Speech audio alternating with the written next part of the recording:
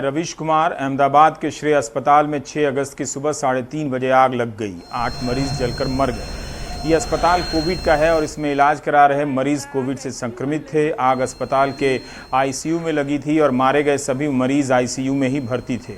अस्पताल के कर्मचारी की पीपीई सूट में आग लग गई है, जिससे वो बुरी तरह जल गया है। कई मरीजों को दूसरे अस्पताल में शिफ्ट कराया गया है।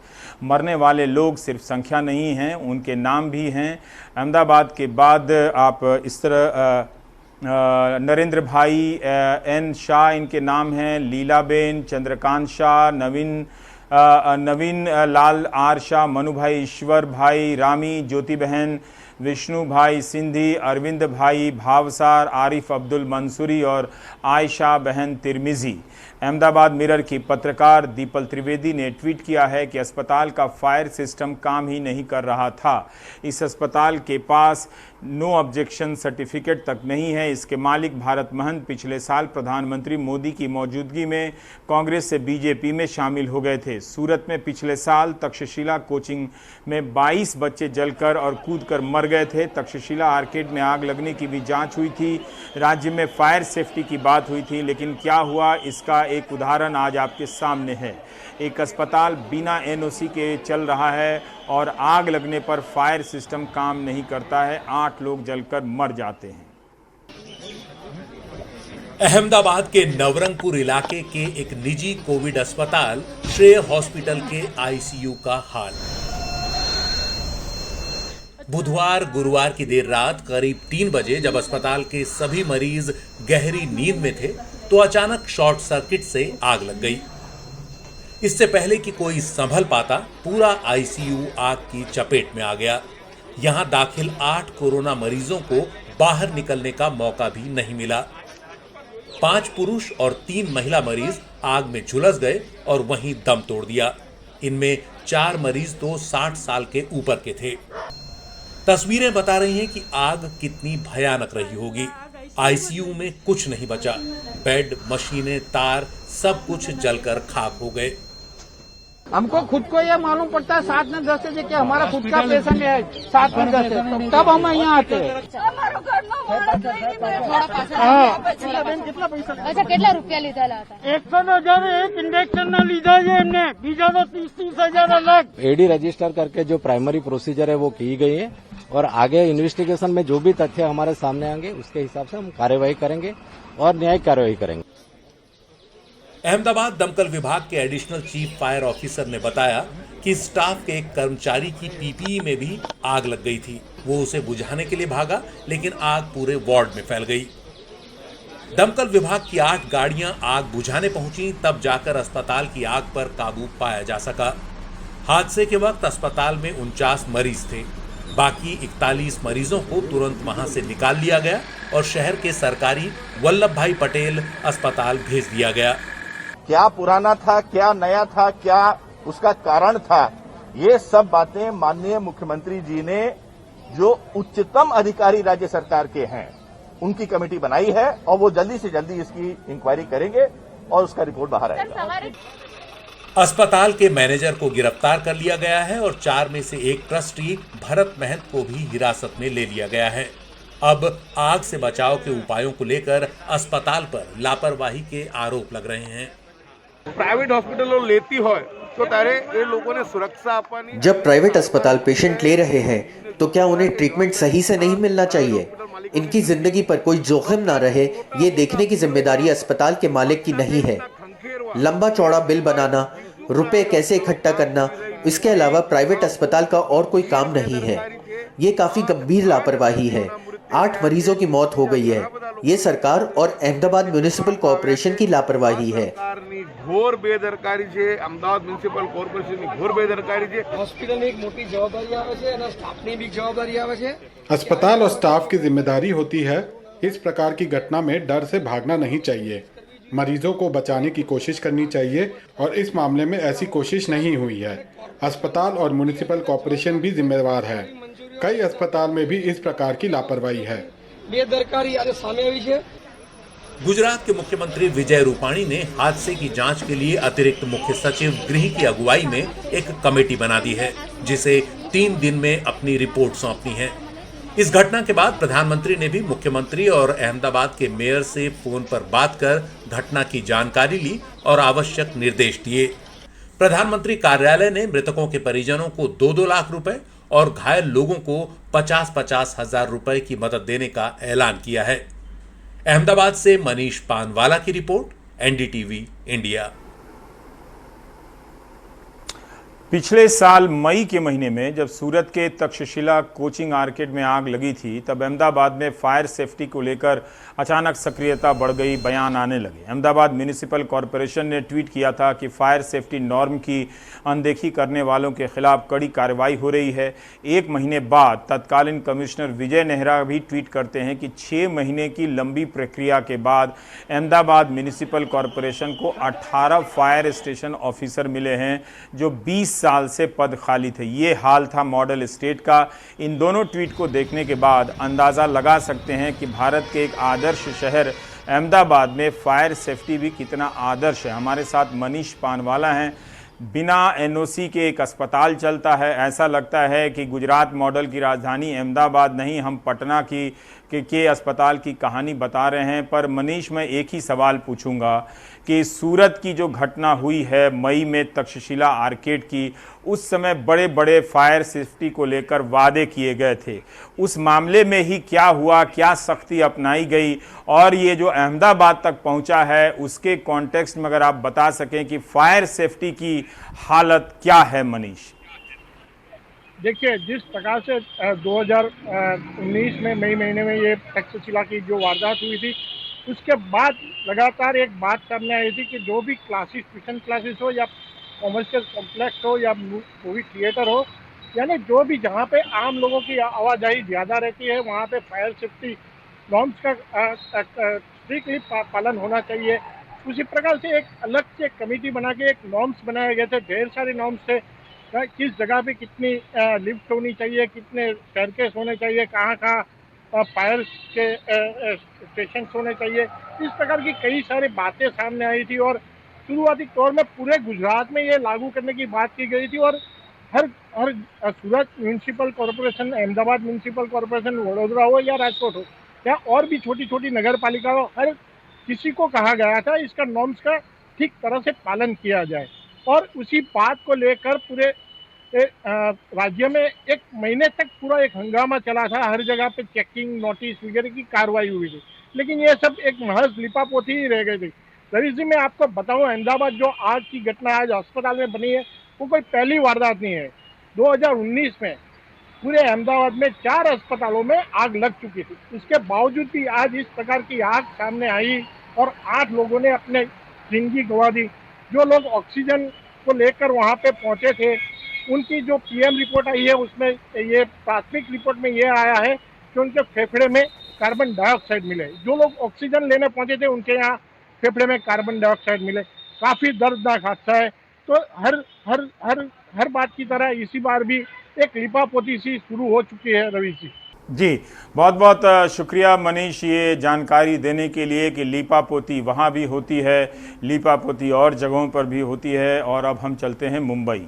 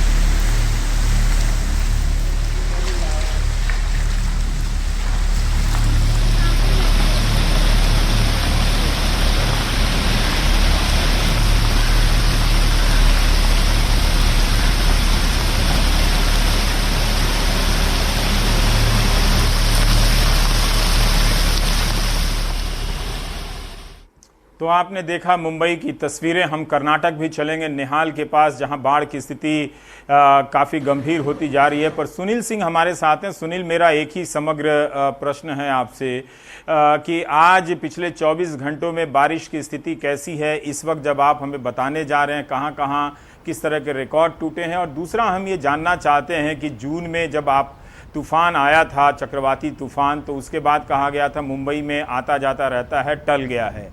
क्या इन कारणों को आप कुछ और बता सकते हैं? कहाँ क्या हम समझें कि बीएमसी नाकाम रही जिसकी वजह से पानी जम रहा है, या कुछ और कारण है जिस पर ध्यान देने की ज़रूरत है? सुनील। देखिए रवीश जी कि मुंबई शहर कहते हैं हादसों का शहर है, लेकिन हादसे कितने होने चाहिए? मेरे पास एक आंकड़ा है, मैं यहाँ से आपको शुरू करता हूँ कि पिछले साल का 2019 का घर, इमारत और कुछ भाग ढहने की जो घटनाएं हैं, 622 घटनाएं हुई हैं, जिसमें 51 लोग मारे गए थे और 227 घायल हुए थे। उसी तरह अगर 7 साल का हम आंकड़ा निकालें, 2013 से लेकर 6 सालों का, 2013 से 2018 का RTI से निकला हुआ आंकड़ा है कि 49,189 दुर्घटनाएँ हुई हैं, जिसमें 987 लोग मारे गए और 3,066 लोग घायल हुए हैं। तो ये हादसे बताते हैं कि ये सवाल है कि क्या ये हादसे टाले नहीं जा सकते हैं? जैसा आपका सवाल था कि बीएमसी क्या कह रही है, तो बीएमसी और जो सरकारी अमला होता है या मंत्री होते हैं, उनका एक ही तर्क होता है कि बारिश इतनी रिकॉर्ड हुई, लगभग 5 गुना औसत बारिश जो होती है दिन में 65 से 70 mm होती है, तो हम कहते हैं कि बहुत ज़्यादा बारिश हो गई। यहाँ तो 300 mm बारिश हो गई 4 घंटों में, तो कैसे कंट्रोल होगा? तो जब आप अपनी गलती नहीं मानेंगे, सिर्फ प्रकृति को ही अगर आप दोष ठहराएंगे, तो आप अपने आप में सुधार कैसे लाएंगे? क्यों नहीं इतने सालों में मुंबई का इंफ्रास्ट्रक्चर या फिर ये सब समस्याओं से लोग निजात क्यों नहीं पाते हैं? समस्या पुरानी इमारतों की है, समस्या लो लाइन इलाकों की है, समस्या पुराने अंग्रेज़ों के ज़माने के ड्रेनेज का है, समस्या बड़ी संख्या में घनी आबादी जो झुग्गी झोड़पट्टी है, समस्या है कि पानी के जो निकासी है वो व्यवस्था ठीक से नहीं हो पाती है हाई टाइड के वक्त जो है। तो ये सब जो समस्याएं हैं, क्या इसका इलाज नहीं किया जा सकता? तो जवाब है कि किया जा सकता है, लेकिन उसके लिए एक इच्छा शक्ति चाहिए और उसमें मूलभूत परिवर्तन करना होगा, जो शायद ही किसी में ये दिखाई पड़ रहा है।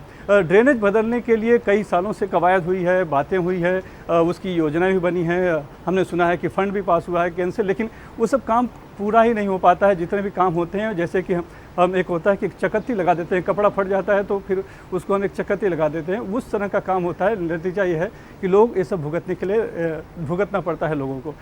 इमारतें गिरने का सबसे ज़्यादा खतरा मुंबई में बना रहता है, लेकिन इमारतों को लेकर एक ऐसी नीति नहीं बन पाई है कि जो पुरानी इमारतें हैं वो बहुत आसानी से रीडेवलप हो सकें, ताकि जो उसमें लोग रह रहे हैं उन्हें नया मकान भी मिल जाए और उनकी जान भी बच जाए, और जो बनाने वाले हैं उनको भी थोड़ा फ़ायदा भी हो जाए। तो इस तरह का कुछ आमूल चूल परिवर्तन जब तक नहीं होगा, तब तक मुंबई शहर और शहर के लोग इसी तरह हादसों से घायल होते रहेंगे और ये भुगतते रहेंगे। जी, बहुत ही बेहतर जानकारी दी कि कितनी हज़ार दुर्घटनाएं हुई हैं पिछले 7 सालों में। और अभी जो हम दृश्य देख रहे हैं कि उसमें समंदर, जिसमें इंसानों ने उस दरिया में कचरा फेंका है, अब दरिया भी वापस मुंबई की तरफ कचरा फेंक रहा है। संक्षेप में आज क्या स्थिति है बारिश की इस वक्त? जो कल अभिषेक बता रहे थे इसी कार्यक्रम में कि खतरा ज़्यादा बढ़ गया लगता है, क्या वैसी स्थिति है या कुछ कम है?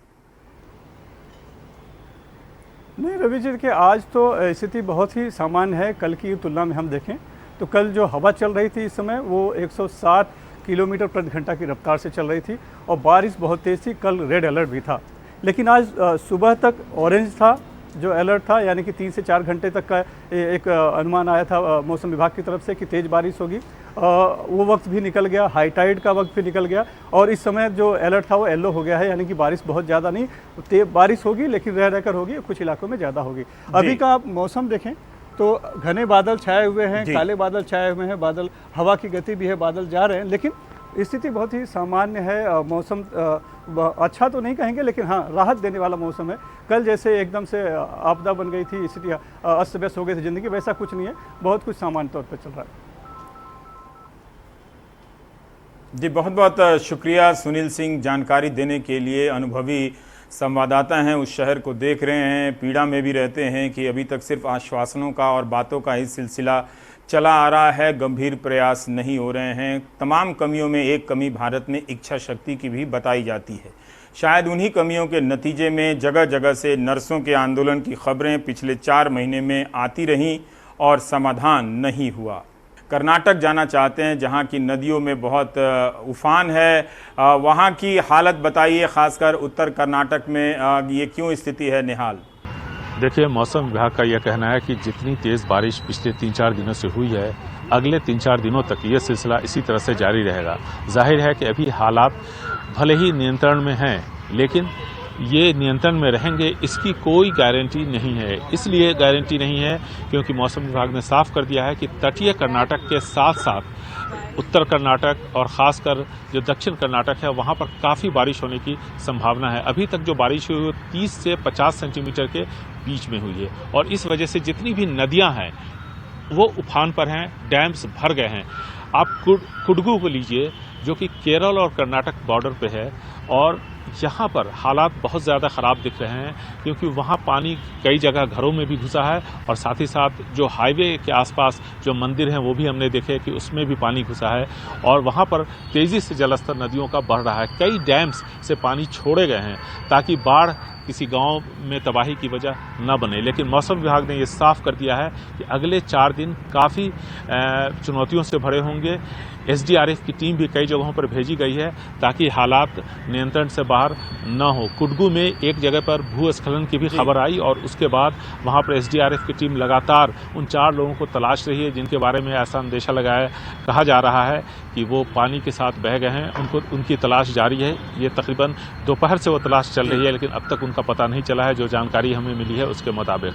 तो कुल मिलाकर के अगले 3-4 दिन हालात और ख़राब होंगे। मुख्यमंत्री BS येडियुरप्पा कोरोना से संक्रमित हैं और यहाँ के एक स्थानीय अस्पताल में अपना इलाज करा रहे हैं। वहाँ से लगातार इस हालत पर उन्होंने इसका मोर्चा वहाँ से संभाला हुआ है और बार बार वो निर्देश दे रहे हैं, लेकिन हालात बहुत तेज़ी से यहाँ पर बिगड़ रहे हैं। इसमें कहीं कोई दो राय नहीं है। दोहरी चुनौती प्रशासन और राज्य सरकार के सामने है। एक तरफ कोरोना की वजह से बेंगलुरु और कर्नाटक के हालात लगातार ख़राब हो रहे हैं और दूसरी तरफ बाढ़ उत्तर कर्नाटक के साथ साथ दक्षिण कर्नाटक और कुछ मध्य कर्नाटक के जो इलाके हैं वहाँ पर भी काफ़ी तेज़ी से बाढ़ का पानी वहाँ पर जलस्तर जो है नदियों का वो बढ़ रहा है। तो ये सारी चुनौतियाँ प्रशासन और राज्य सरकार के सामने हैं और अब देखना है कि अगले जो 24 घंटे हैं जिसके बारे में मौसम विभाग का कहना है कि वहाँ पर और तेज़ बारिश होगी, खास करके तटीय कर्नाटक में, तब हालात कैसे होते हैं। जी बहुत बहुत शुक्रिया निहाल।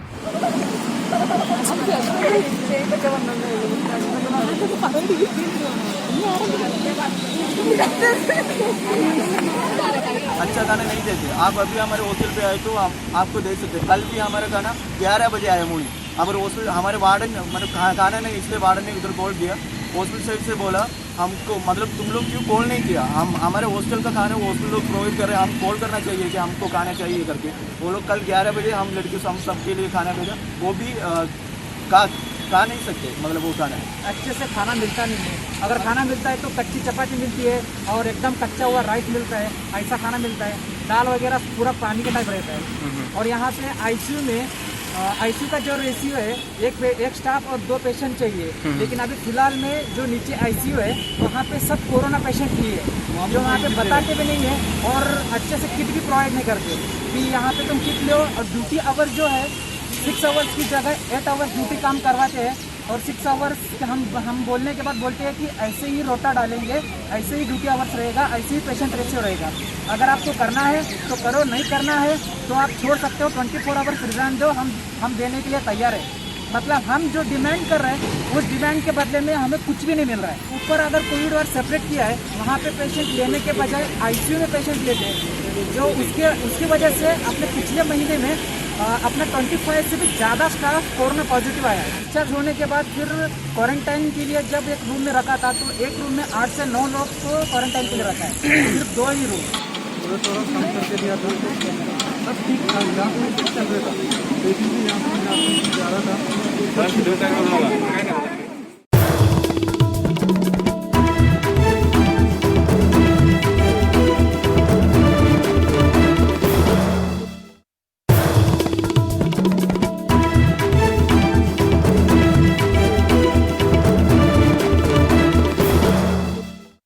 अच्छी बात है कि कल से किसान रेल चलने वाली है। किसानों की समस्याओं का समाधान तो होता नहीं, बीच बीच में इस तरह के गुटखा अवतरित होते रहते हैं कि इससे समाधान हो जाएगा। तो खैर, कृषि मंत्री के ही राज्य से खबर है, बड़वानी ज़िले से मध्य प्रदेश के, कि वहाँ एक किसान ने साहूकारी की चपेट में आकर जब ऋण नहीं चुका पाया तो उसने अपनी ज़िंदगी ख़त्म कर ली। 40 साल के दिनेश परमार ने फांसी लगाकर जान दे दी। बताकर गए कि कैसे साहूकार ने परेशान किया है।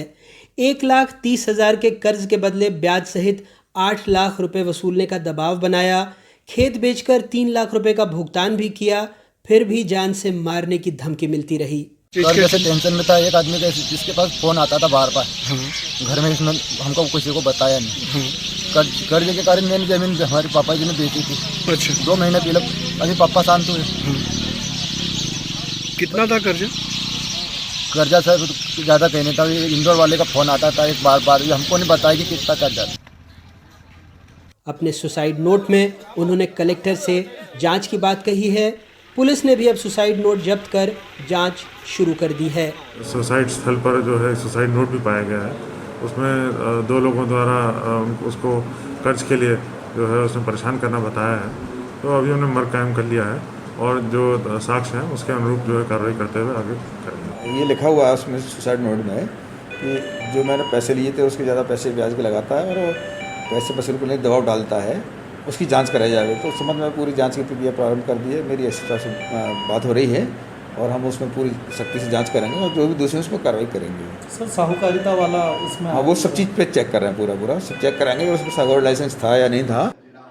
वैसे हाल ही में मध्य प्रदेश में साहूकारी संशोधन विधेयक एवं अनुसूचित जनजाति ऋण मुक्ति विधेयक 2020 को कैबिनेट ने मंजूरी दी है, जिसके तहत अनुसूचित क्षेत्रों में निवासरत अनुसूचित जनजाति वर्ग के किसानों के लिए 15 अगस्त 2020 तक के सभी ऋण ब्याज सहित माफ किए जाने का प्रावधान किया गया। साथ ही अन्य वर्गों को भी साहूकारों के चंगुल से छुड़ाने के लिए मध्य प्रदेश साहूकार संशोधन विधेयक 2020 लाया जा रहा है। मध्य प्रदेश की शिवराज जी सरकार ने ये साहूकारिता और जिस प्रकार से ये डबल और 10 गुना वसूली का जो अभियान चल रहा है उसको लेकर कुछ नियम कानून बना रहे हैं और जल्दी उसके कानून धरातल पे होंगे और ये सभी किसानों के लिए, जनजाति क्षेत्र के मजदूरों के लिए और छोटे लोग जो साहूकारिता में कर्जा लेकर लिप्त हो जाते हैं और वो कर्जे के कारण उनको अपनी आत्महत्या करना पड़ती है, ऐसा निर्णय मध्य प्रदेश की सरकार ले रही है। किसान ही अकेले नहीं, बाकी के लोग भी जो बेरोजगारी से, आर्थिक तंगी से आत्महत्या कर रहे हैं। जो सरकार 0% ब्याज के बड़े बड़े दावे करती है, जो सरकार समर्थन मूल्य के बड़े बड़े दावे करती, ना ही किसान का, शिवराज सिंह जी की सरकार ने आके किसान का समर्थन मूल्य मिला किसान को, उसकी उपज का, बिजली के बिल बहुत बड़े बड़े आए, किसानों की स्थिति जो है वो दयनीय हो गई है। और शिवराज सिंह सरकार का पुराना रिकॉर्ड है कि मध्य प्रदेश किसानों की आत्महत्या में नंबर 1 था। ये हाल उस राज्य में है जहां वैसे तो हर साल 10,000 से ज़्यादा लोग सूदखोरी से प्रभावित होते हैं, लेकिन 2019 में विधानसभा में तत्कालीन कांग्रेस सरकार ने खुद कहा था राज्य में 3 साल में सूदखोरी के 144 प्रकरण दर्ज किए गए, जिसमें 60 लोगों ने आत्महत्या कर ली। 340 लोग आरोपी बनाए गए, जिसमें सिर्फ 3 मामलों में 5 दोषियों को सज़ा सुनाई गई। इन आंकड़ों के पीछे ये बताने की कोशिश है कि सरकार समस्या को समस्या माने तब तो हल निकले। 10,000 का आंकड़ा बहुत कमतर है, लेकिन सरकार तो विधानसभा में कहती है कि 3 सालों में 144 सूदखोरी के मामले दर्ज हुए और उसमें भी सज़ा मिली सिर्फ 5 को। यानी आप कानून बना लीजिए लेकिन सज़ा मिले तब तो। जो सूदखोरी की प्रथा है और इसका दुष्चक्र है, साहूकार हैं, ये एक हकीकत है, लेकिन एक हकीकत ये भी है कि इसमें शामिल ज़्यादातर लोग सियासी हैं, इसलिए उनका कुछ नहीं बिगड़ता। बड़वानी से मुनाफ और भोपाल से कैमरा पर्सन रिजवान खान के साथ अनुराग द्वारी, NDTV इंडिया। अनुराग द्वारी की ये रिपोर्ट पूर्व भारत की है। पूर्व भारत इस संदर्भ में कि कल उत्तर प्रदेश के अयोध्या से नए भारत के उदय का ऐलान कर दिया गया था। तो एक और पूर्व भारत की खबर आपको बताता हूँ, उसी उत्तर प्रदेश के बांदा से, जहाँ प्रेम के कारण युवक और युवती को जिंदा जला दिया गया।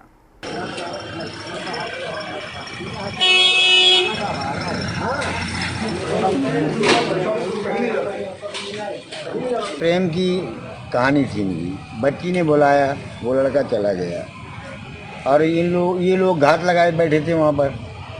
इन लोगों ने उसको जो है मैच कर लिया, मतलब पकड़ लिया। गांव के ही 2 लड़के लड़कियां आपस में कमरे में पाए गए। वहाँ पर उससे लड़की के परिजन वहाँ साथ मौके पर उनको जानकारी होती पहुँच जाते हैं और बाहर से इसको कुंडी लगा करके उनके कमरे में आग लगा देते हैं, जिससे दोनों गंभीर रूप से घायल हो गए और पूरी तरह जल गए, जिसमें इनको तत्काल जिला अस्पताल पहुँचाया गया। जिला अस्पताल में लड़के की मृत्यु हो चुकी है, लड़की भी काफ़ी ज़्यादा जली हुई है। इसे जिला अस्पताल के डॉक्टरों द्वारा कानपुर के लिए रेफ़र कर दिया गया है।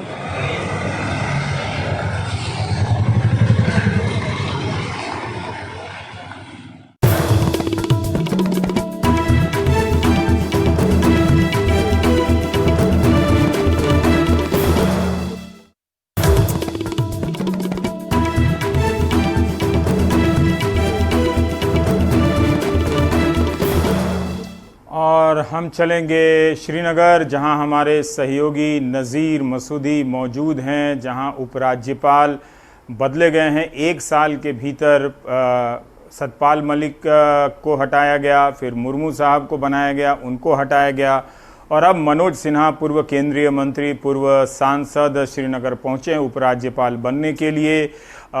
किस आधार पर कहा जा रहा है कि उनका उपराज्यपाल होना राजनीतिक प्रक्रिया को शुरू करने के तरफ इशारा करता है? नज़ीर, ज़रा बताएं कि ये कौन सी राजनीतिक प्रक्रिया है जो एक उपराज्यपाल के राजनीतिक होने के इंतज़ार कर रही है, और दूसरा जो सोज वगैरह का लेकर जो विवाद हो रहे हैं उन सब की स्थिति में ज़रा बताएं। जम्मू और कश्मीर में राजनीति इस वक्त कैसी है? राजनीति कहें अभी जी, वो है नहीं। 1 साल से हर एक की राजनीति छिन गई है। अब जीसी मुर्मू को हटा के कल शाम तक वो बिल्कुल अपने दफ्तर में काम कर रहे थे, सारे मीटिंगें ले रहे थे। उनको भी पता नहीं था कि आज ही शाम उसको कहा जाएगा कि इस्तीफा दे दो, तो उसने इस्तीफा भेजा।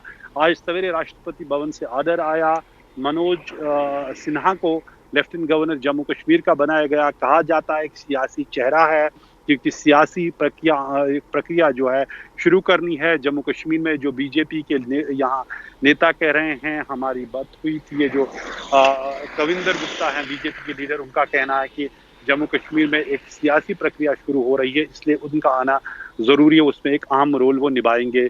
लेकिन 1 साल से हम देख रहे हैं किसी भी एक पॉलिटिकल पार्टी बीजेपी के बगैर किसी को कोई पॉलिटिकल एक्टिविटी करने की इजाज़त नहीं, क्योंकि उनके लीडर सभी लोग बंद हैं। क्या मनोज सिन्हा के आने से उसमें कोई फर्क पड़ेगा?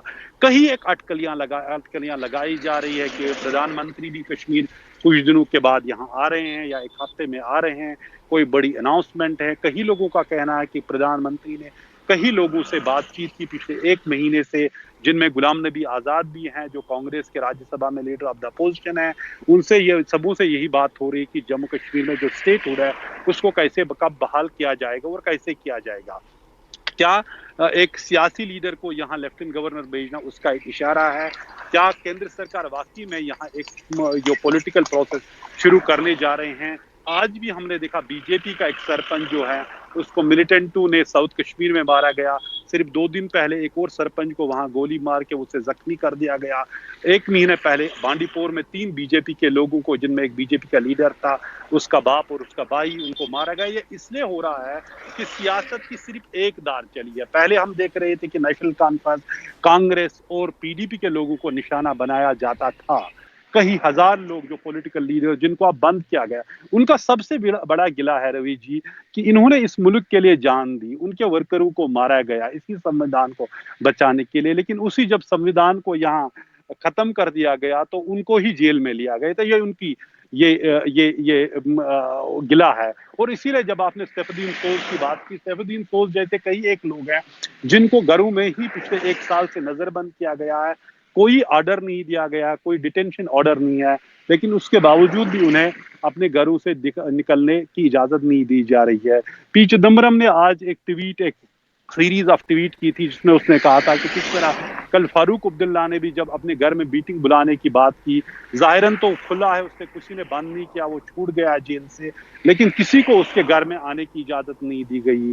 सीपीएम के लीडर मोहम्मद यूसुफ तारिगामी का कहना है कि उसके घर के आगे बड़ा ताला लगाया गया। कुल मिला के एक सियासत में जमूद तारी है। एक साल में अगर हम विकास की बात करें, डेवलपमेंट की बात करें, जो हमने कल भी बात की, एक साल गुजरने के बाद कुछ नहीं हुआ है, लेकिन सियासत जो है, सियासत पे ताला चढ़ा है। क्या मनोज सिन्हा को उस ताले की चाबी लेके यहाँ भेजा गया, क्या वो ताला खुल जाएगा? रवि जी, बहुत बहुत शुक्रिया नज़ीर इस जानकारी के लिए कि क्या वो ताला खुलेगा जो राजनीतिक गतिविधियों का बंद है, और क्या जम्मू कश्मीर का राज्य का दर्जा वापस आएगा जो कभी इशारे में कहा गया था। अब हम राजनीतिक खबरों को देखते हैं। बासमती चावल की जीआई टैगिंग को लेकर मध्य प्रदेश और पंजाब की सरकारें भिड़ गई हैं। पंजाब के मुख्यमंत्री कैप्टन अमरिंदर सिंह ने कहा है कि मध्य प्रदेश को भी बासमती का जीआई टैग देने से पंजाब की खेती और भारत के बासमती एक्सपोर्ट पर बुरा असर पड़ेगा। इससे अंतर्राष्ट्रीय बाजार में पाकिस्तान को भी फायदा हो जाएगा, क्योंकि उसे भी बासमती का जीआई टैग मिला हुआ है। अमरिंदर सिंह ने प्रधानमंत्री मोदी को खत लिखकर इस मामले में दखल देने की मांग की। पंजाब के साथ ही हरियाणा, हिमाचल, उत्तराखंड, दिल्ली, पश्चिमी उत्तर प्रदेश और जम्मू कश्मीर के कुछ इलाकों के पास बासमती की जीआई टैगिंग है। जीआई यानी ज्योग्राफिकल इंडिकेशन उन उत्पादों पर एक तरह की मुहर है जो किसी खास इलाके में पैदा होते हैं और जिनकी कुछ विशिष्ट खूबियां होती हैं।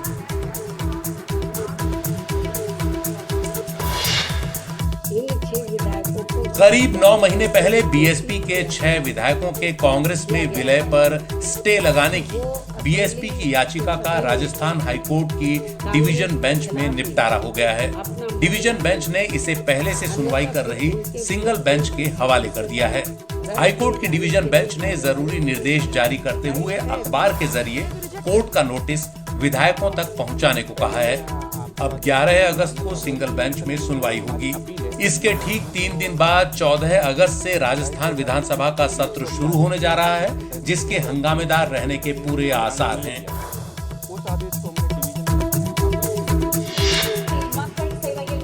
तमिलनाडु के पूर्व मुख्यमंत्री और दिवंगत नेता एम करुणानिधि के मेमोरियल का आज उद्घाटन हुआ। कोरोना न होता तो शायद भीड़ को थामना मुश्किल हो जाता, लेकिन महामारी की वजह से मेमोरियल का उद्घाटन ऑनलाइन हुआ। डीएमके के मौजूदा अध्यक्ष और करुणानिधि के बेटे एमके स्टालिन ने कुछ गिने चुने नेताओं की मौजूदगी में मेमोरियल का ऑनलाइन उद्घाटन किया।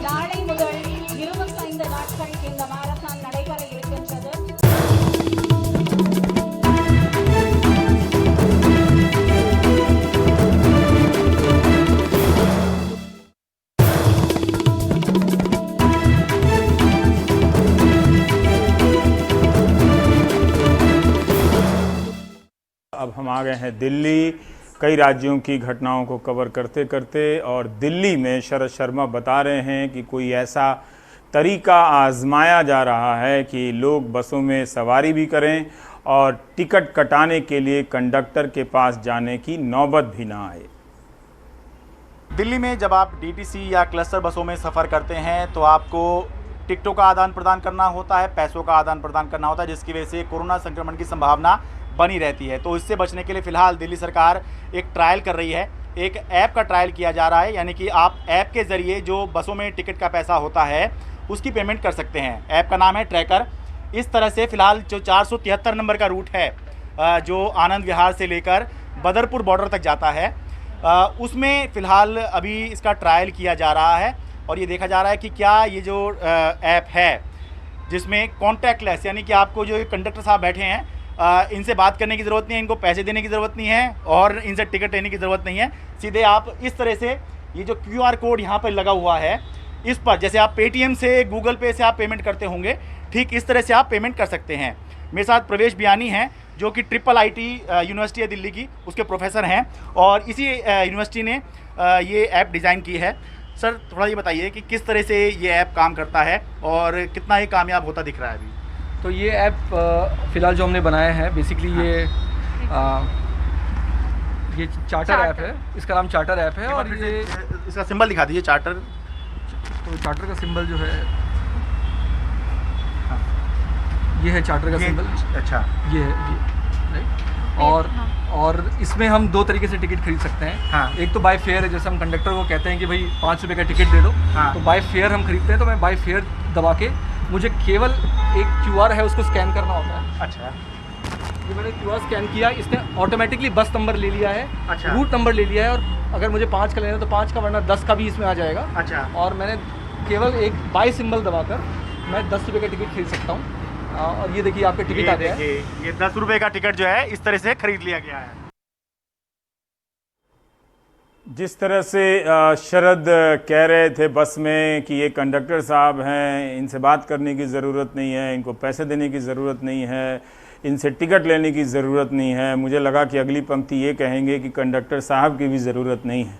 टेक्नोलॉजी आती रहे, इसका स्वागत करना चाहिए, लेकिन किसी की नौकरी कम होती है उसका स्वागत कैसे किया जाए। आप देख रहे हैं देश की बात 6 से 7। नमस्कार।